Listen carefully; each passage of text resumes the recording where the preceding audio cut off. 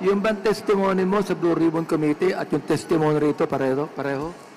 Hindi po, Your Honor. Nung nandun po ako sa committee. Ibig sabihin, doon sa Blue Ribbon Committee, nagsinungaling ka, pero dito, totoo sinasabi mo. Ito po, Your Honor, yung totoo dahil Sagutin mo ako, sa Blue Ribbon Committee, under oath ka, nagsinungaling ka. Yes, Your Honor. Inaamin mo ngayon yan. Yes, Your Honor. At under oath ka ngayon, nagsasabi ka ng totoo dito sa aming committee. Yes, Your Honor. Alam nyo kasi, nanonood ang taong bayan eh. Hindi ba? Opo. Napakahirap paniwalaan na magsasabi ka ng iba sa Senate Blue Ribbon Committee, ang sabihin mo dito, iba rin yung sinabi mo, at dito, ang binabanggit mo, katotohanan. Paano kami maniniwala sa'yo?